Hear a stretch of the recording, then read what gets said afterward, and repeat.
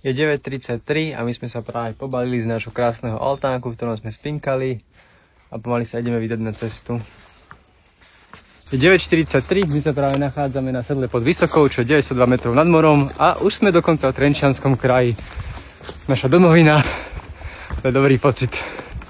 11:12, ja sa nachádzam na Bralovej skale, čo je 826 metrov nad morom a Sklenianske lúky majú byť 25 minút.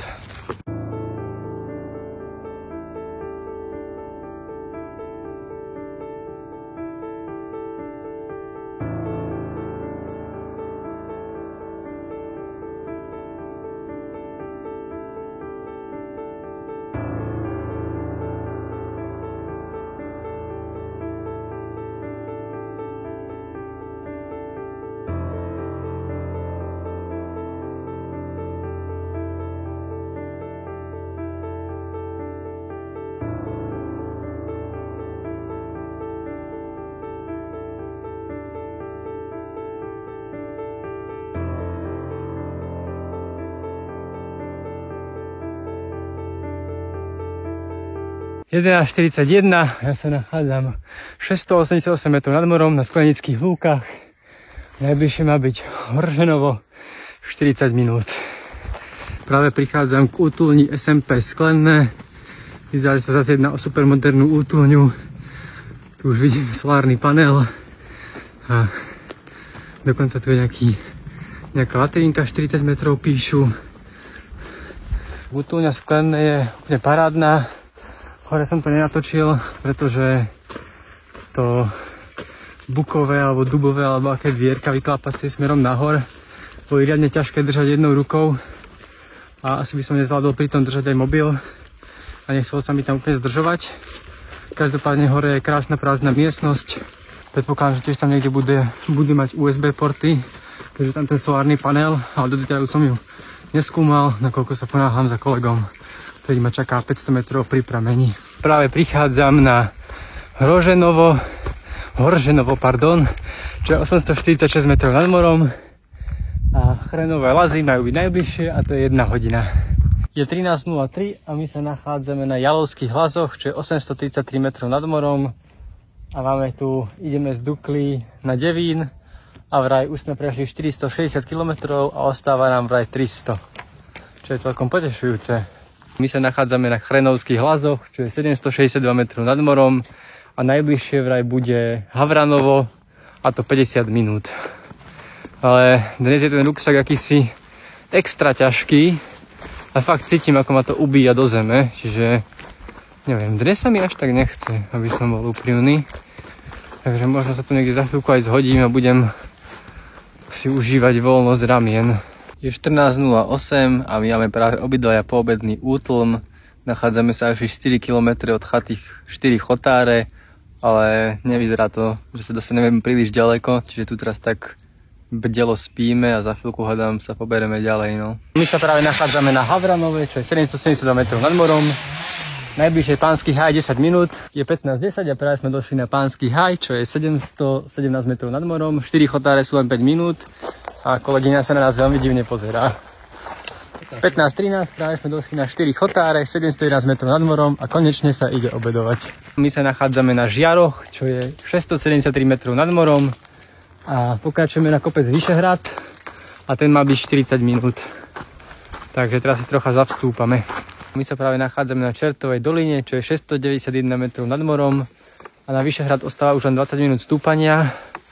Je to teraz není úplne vidieť, ale tento kopec vyzerá, že taký strmejší. Každopádne tu dole má byť aj prameň, preto mám aj tie 2 flašky a ideme doplňať vodu. Práve prebieha stúpanie na Vyšehrad. Kvapky sa mi krásne kotúľajú po čele, aj po fúzoch.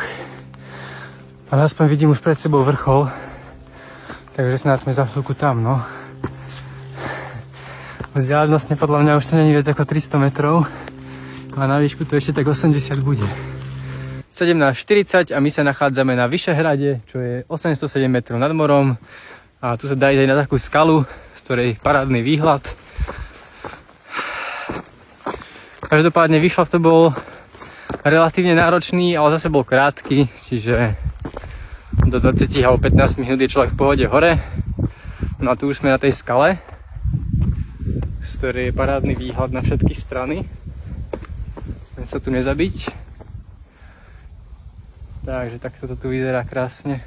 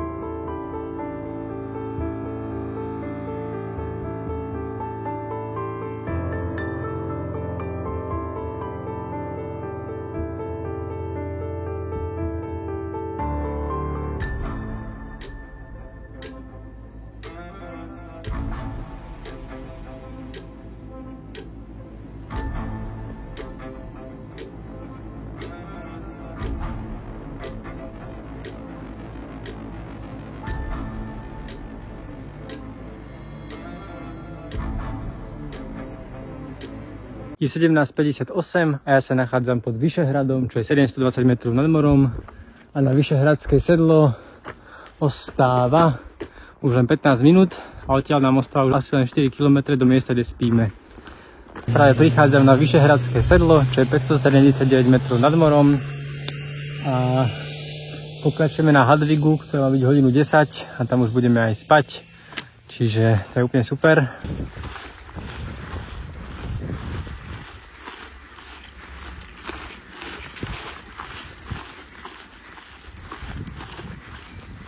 Rastesník Hadviga nám ostáva už len nejakých 300 metrov do diaľky a nejakých posledných 40 metrov stúpania. Čiže sa veľmi tešíme, pretože tam spíme a budeme konečne zase papať a tešiť sa zo života. Je 19:12 a my sme práve došli na Rastesník Hadviga, čo je 675 metrov nad morom. A to už niekde nájdeme aj miesto, kde spíme, nejaký pekný rovný placík. A Fačkovské sedlo zajtra má byť 4 hodiny a 25 minút. Tak a nehľadali sme ani dlho. Hneď tu je Rastesník Hadviga a tu tento pekný rovný plac. Tak hej, presne tam spíme. Ale je fešný, čo? Joj, to je dobré. Je 19:50, my sme sa posunuli kúsok od Rastesníku Hadviga nakoniec a spíme tuto. Už sme si krásne rozložili naše búvaníčko. Sme od toho Rastesníku asi 100 metrov. Je to z toho dôvodu, že tu je oveľa lepšia tráva. Taká nižšia, mäkšia, nerastú tu žiadne také krovinky pomedzi tú trávu a ešte tu je lepšia rovina. Čiže tu sa bude spať úplne výborne a teraz už je čas pomaly niečo zjesť, dať nabíjať veci a dobrú noc.